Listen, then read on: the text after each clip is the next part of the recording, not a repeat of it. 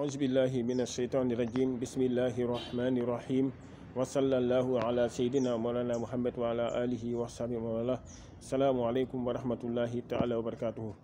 ñoo ngi nuyu mbokk jullit yëpp di leen ñaanal yàlla subhanahu wa taala yàlla gën defal ñu sutura yàlla barkel suñu mbir jàppale ñu jàppale mboolem jullit su ko defee rek ñu bëgg a def benn nasiha bu ndaw rek comme te li yonte yàlla Muhammad sallallahu alayhi wa sallam wax ak diinu nasiha kon diine laayante biir la kon war leen di laayante biir ak suñu mbokk jullit yëpp su ko defee rek comme de situation bi nga xamante ne jot nañ ko gis jamono ji ñu toll nii si wàllu politique bi ak si wàll nga xamante ne mooy si wàllu diine bi parce que dem ne ba gars yi di juwaale ñaar wàllu politique ak wàllu diine sa doonul loo xamante ne lu bokk la waaye nag gis nañ ne jamono ji affaire baa ngi commencé di jël beneen dimension nit ñi di wax si wàllu sëriñ yi di leen yàq lu ne si wàllu politique bi rek sa ñi nga xamante ne mooy politiciens yi wax dëgg yàlla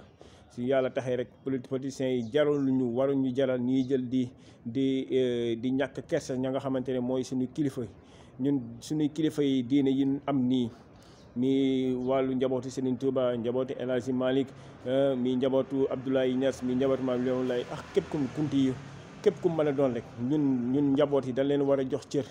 war ñu nangu nit ñi di leen ayibal ñu leen encouragé si loolu suñ demee nag ba ñàkk ormal kilifa diine rek su boobaa bu yeboo Sénégal mën nañ ko tas parce que lu ne rek suñ xasee ba gars yi réussir si loolu rek su boobaa dëkk bi dina nekk leneen dina gis lii am Mali dina am fii lii am Guinée wala fenn dina fi am parce que kilifa yi ñoo téye la nga xamante ne pilier bi ñoom la waaye suñu xasee ba dagg pilier bi ba kàddu yi nga xamante ne ñenn ñoo ngi koy jël di ko yëg si kilifa yi ñu dem ba doyee dal suñu kilifa yi rek su boobaa leneen la ñuy gis kon ñoo ngi ñaan mbokk yi ñu ormal suñuy kilifa yi ñu yor ñoo ngi ñaan mbokk yi politiciens yi bu mu tax ñiy saaga suñu kilifa yi politiciens yi bu mu tax kàddu yi nga xamante ne kàddu yi ñàkk a teggin ñu koy jël di ko yëkkati di ko teg suñuy kilifa yi mooy li Seydi Hadji Malick Sy radiyallahu taala anhu waxoon rek nee na moom jamono moom suñ ñëwaata ma nekkaat ndaw rek mu ne ñaar xam na moom xam-xam ak teggin mu ne si demoon bay jàngat teggin lay jàngat waaw parce que da ngay gis ñoo xamante ne nee na ñoom dañ xam àdduna waaye ñàkk teggin amuñu si dara gis ka nga xamante ne nee na moom dafa jàng waaye nag teggin amu si dara nit ki lépp loo am sa amoo teggin amoo dara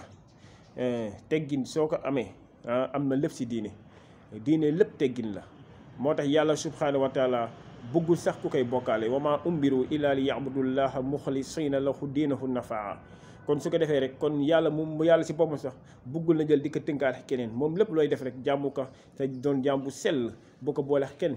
kon nag buñ tax bu ñi nga xamante ne ñoo nekk si jamono ji kilifa yi tax ñi ñàkk ormal suñu kilifa yi suñ xasee ba doy dal suñu kilifa yi rek su boobaa mën nañ génn Sénégal dem xooli leneen wala ñu tas réew mi xoolu leneen kon su ko defee rek mbokk yi ñu delluwaat suñu xel indiwaat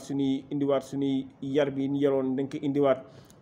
kilifa yi teggin yi leen joxoon nañ ko indiwaat ormal yi ñu joxoon kilifa yi nañ ko indiwaat lépp loo xamante ne lu baax rek nañ ko indiwaat jox ko suñu kilifa yi gën leen ormal bu dul lool rek du baax mbokk yi di jégalu rek wasalaamualeykum wa rahmatullahi taala wa barakatuhu